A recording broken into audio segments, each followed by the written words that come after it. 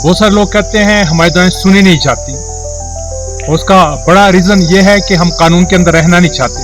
ये कानून क्या है, ये आयन क्या है?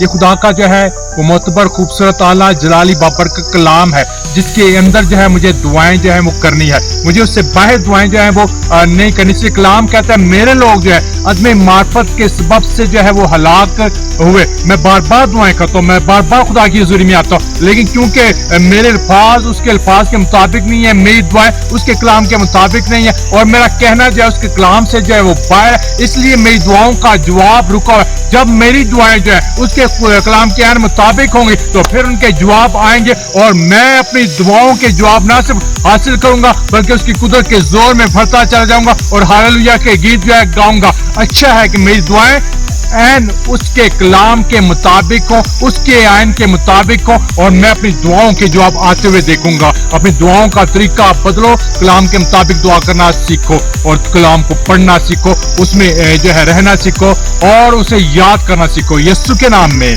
आमीन।